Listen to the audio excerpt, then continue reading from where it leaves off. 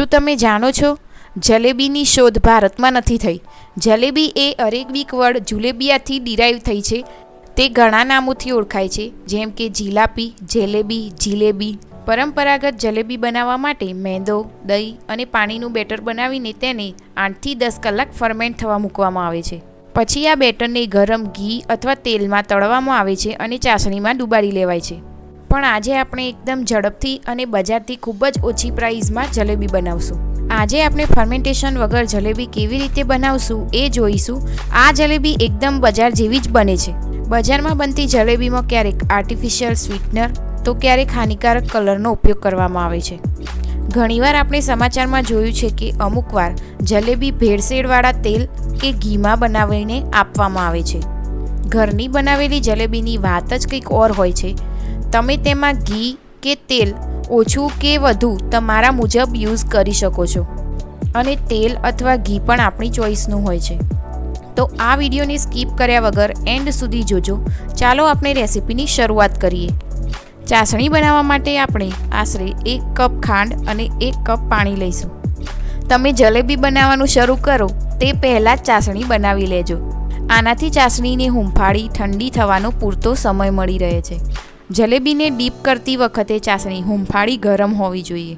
ખાંડ બરાબર ઓગળી જાય અને ચાસણી થોડી ઘટ્ટ થવા લાગે એટલે આપણે સ્વાદ અનુસાર ઇલાયચી પાવડર અને તેની અંદર લીંબુનો રસ એડ કરીશું. લીંબુનો રસ એડ કરવાથી ખાંડનું ક્રિસ્ટલાઇઝેશન થતું નથી. હવે આપણી ચાસણી તૈયાર છે. અહીં આપણે ગુલાબજાંબુના જેટલી થીક ચાસણી બનાવશું. જલેબી બનાવવા સૌપ્રથમ આપણે 1 ચમચી લીંબુના ફૂલ લઈશું, જે સિટ્રિક એસિડ તરીકે પણ ઓળખાય છે. લીંબુના ફૂલની જગ્યાએ તમે લીંબુનો રસ પણ લઈ શકો છો. જો તમે લીંબુનો રસ લો તો 1 કપ મેદા માટે 2 ચમચી લીંબુનો રસ લેવાનો. અહીં તમે દહીં પણ નાખી શકો છો, પણ લીંબુના ફૂલ કે લીંબુના રસથી જલેબીને પરફેક્ટ ખટાશ મળે છે. હવે તેમાં 2 ચમચી બેસન ઉમેરશું.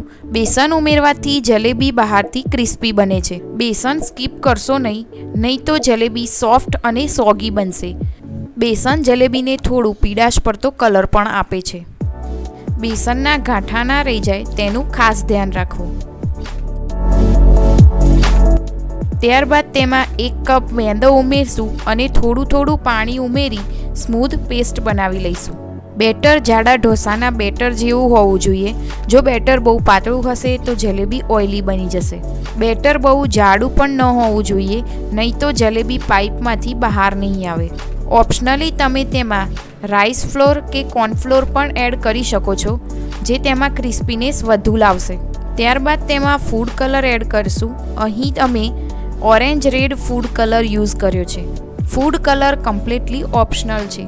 તેની જગ્યાએ તમે કેસરના વારા કે પછી હળદરનો ઉપયોગ કરી શકો છો.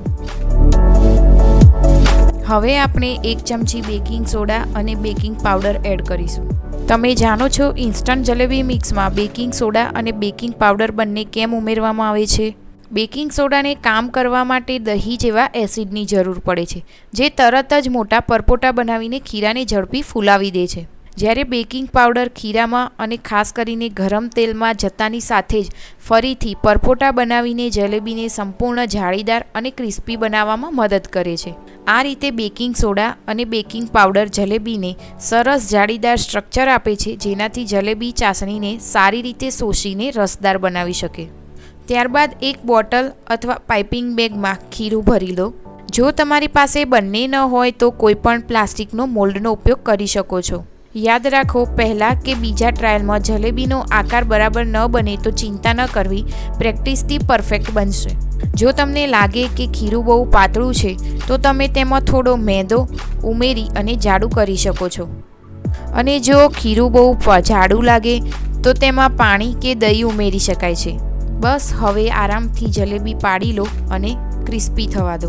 જલેબી બનાવતી વખતે તેલનું તાપમાન ખૂબ જ મહત્ત્વનું છે. જો તેલ ખૂબ જ ગરમ હશે તો જલેબી બહારથી બ્રાઉન થઈ જશે અને અંદરથી કાચી રહી જશે, અને જો તેલ ઠંડુ હશે તો જલેબી સોગી થઈ અને તેલ વધારે પી જશે.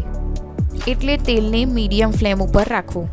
જ્યારે જલેબી બનાવો ત્યારે કઢાઈની ચોઈસ એવી હોવી જોઈએ કે જે નીચેથી ફ્લેટ હોય. તમે જોઈ શકો છો કે આપણી જલેબી એકદમ ગોલ્ડન બ્રાઉન થઈ ગઈ છે.